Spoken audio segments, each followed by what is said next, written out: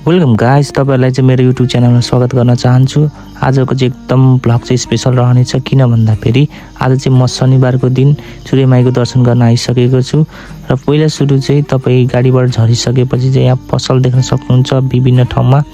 र पसलमा चाहिँ गएर तपाईले माला लगायत प्रसादहरु अब पूजा सामग्रीहरु किन्न सक्नुहुन्छ र एकदम सुपथ मूल्यमा पाइन्छ हैन, जस्तो अरु मार्केटमा पाइन्छ त्यस्तै गरी।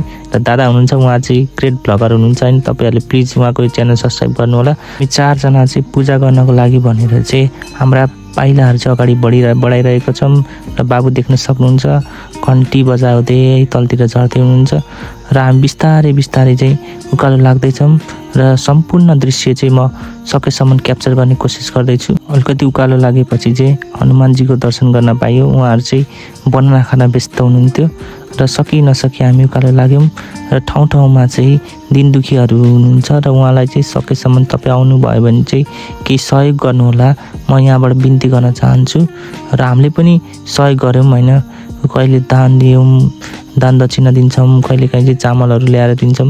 यो चाहिँ गर्नुपर्छ, हामीले हाम्रो तर्फबाट सकेसम्म जति हुन्छ त्यति गर्नुपर्छ हैन। चाहिँ प्रायसो चाहिँ यो चाहिँ हेटौडामा अवस्थित छ र तपाई यदि हेटौडाको बासी हुनुहुन्छ भने सूर्यमाईको दर्शन नगरेको पक्कै पनि कमै मात्रामा होला। चाहिँ हेटौडा बासी मात्र नभई तराईका बारा जिल्लाको हैन वीरगञ्जको एरियाका नागरिकहरु पनि यो सूर्यमाई दर्शन गर्न आउनुहुन्छ र यसको चाहिँ विश्वास चाहिँ एकदम ठूलो रहेको छ है। तपाई अब अलिकति माथि लागेपछि तपाईले बोर्डमा चाहिँ देख्न सक्नुहुन्छ बलि जाने भनेको मिनिङ चाहिँ यहाँ चाहिँ यहाँबाट चाहिँ बलि लगिन्छ। यता चाहिँ अब तपाईहरु बलि बिना जानु चाहनुहुन्छ भने यो बाटो फलो गर्नुपर्छ। मसँग चाहिँ अब बलि दिनको लागि कुनै जनावर नभएको कारणले गर्दाखेरि चाहिँ मैले यो बाटो फलो गरेँ। मी उदय रिजाल हैन, आज तपाईहरुलाई मेरो YouTube च्यानल स्वागत गर्न चाहन्छु। यदि तपाईहरु नयाँ हुनुहुन्छ भने प्लिज सब्स्क्राइब गर्नु होला, बेल आइकनमा थिच्नु होला र यस्तै राम्रो भ्लगको चाहिँ प्रतीक्षामा रहनु होला है। यहाँनिर चाहिँ बलि दिइन्छ र म चाहिँ यो बलि दिन चाहिँ दिने कुरामा चाहिँ अलिकति के गर्न चाहन्छु भन्दाखेरि सकेसम्म अबोध प्राणीहरुको बलि नदिनु होला। बलि दिनै मन लाग्यो भने चाहिँ नरिवलहरु ल्याएर चढायो भने भइहाल्छ हैन। तर यहाँ चाहिँ बलि दिँदो रहेछ, अलिकति त्यो चाहिँ नराम्रो लाग्यो। आज चाहिँ एकदम भिड चाहिँ खतरै रहेको छ र हामी चाहिँ पहिला सुरु चाहिँ पूजा सामग्री रेडी गर्नुभन्दा अगाडि चाहिँ भन्नु न लाइनमा बस्नु भनेर भनिरहेको थियो दिदीहरुले, तर मैले चाहिँ टेरिन र म चाहिँ पहिला सुरु चाहिँ खुट्टा सुट्टा धोएर हैन। यहाँनिर हेर्न सक्नुहुन्छ बादरहरु चाहिँ चारैतिर रहेको छ। यदि तपाईले सामान जतन गर्नु भएन भने चाहिँ यहाँनिर चाहिँ अलिकति खतरनाक तरिकाले चाहिँ बादरबाट अट्याक हुन्छ। हेर्न सक्नुहुन्छ ठाउँ ठाउँमा चाहिँ अब कुखुराको भाले बोकास ल्याएर चाहिँ यहाँ बलि दिन्छ हैन। तपाईले चाहिँ हामी दुईजना भ्लगरलाई देख्न सक्नुहुन्छ, उहाँ चाहिँ मेरो दादा हैन, एकदम मिल्ने दादा हुनुहुन्छ। उहाँको नि YouTube च्यानल रहेको छ र म पनि अब यहाँनिर चाहिँ अब YouTube भिडियो बनाउन चाहिँ मक्ख परिरहेको छु। दादा पनि मक्खै छ हैन, आफ्नो फोटो आउँछ भनेर, र मेरो पनि भिडियो आउँछ भने म पनि मक्खै छु। र आजको चाहिँ एकदम राम्रो खालको चाहिँ भिडियो बनाउने मेरो प्लान छ। तपाई देख्नुहुन्छ दिदीहरु चाहिँ रेडी गरिरहनु भएको छ पूजा सामग्रीहरु र हामी चाहिँ भिडियो बनाउन व्यस्त है। बेला बेलामा चाहिँ दिदीहरुको फोटो मैले अब सकेसम्म चाहिँ लिइरहेको छु। सर्वप्रथम चाहिँ हामीले चाहिँ भनौं न गणेश भगवानको पूजा गर्नुपर्ने हुन्छ, त्यही कारणले गर्दा चाहिँ हामी लाइनमा बसिरहेको छौं।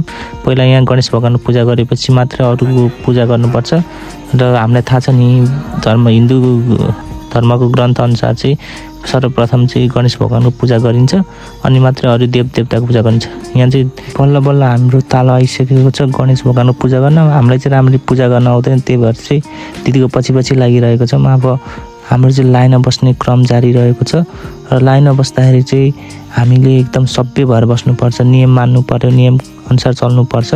त्यही भएर चाहिँ लाइनमा चाहिँ बस्नुपर्छ। तपाईहरु यदि सूर्यमाई आउँदै हुनुहुन्छ भने चाहिँ यो लाइनमा बस्न पर्ने अवस्था हुन सक्छ। यदि तपाई चाहिँ शनिबार आउनु भयो भने, किन भन्दाखेरि शनिबार चाहिँ एकदम ठूलो भिड रहनेछ।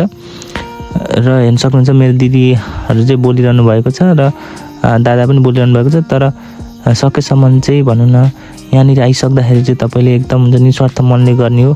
त्यही भएर चाहिँ तपाईले नियम कानुन फलो गरेर चाहिँ तपाईले लाइनमा बसेर चाहिँ पूजा गर्नु होला, यो अनुरोध गर्न चाहन्छु।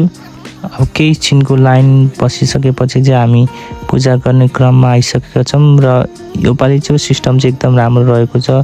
तपाईहरुले चाहिँ भनौं न भित्र गएर पूजा गर्न पाउनुहुन्न, सब कुरा जे छ त्यो चाहिँ भन्नु पुजारीलाई भन्नु होला अनि उहाँले चाहिँ त्यही अनुसार चाहिँ तपाईको हुन्छ नि मनोकामना पूरा गर्नेछ। र कोहीले चाहिँ भन्नु भाकल गरेर लड्डु ल्याउनु भएको छ नरिवल चढाउनु भएको छ भने पुजारी बाजेलाई भन्नु होला हैन उहाँले त्यही अनुसार चाहिँ तपाईको भाकल बुझाउने काम गरिन्छ। र हामी पनि टीका थाप्नको लागि रेडी भइसकेका छौं र बिस्तारै बिस्तारै हेर्न सक्नुहुन्छ मुख्य ठाउँ तपाईले पूजा गर्ने ठाउँ भनेको यही नै रहेको छ।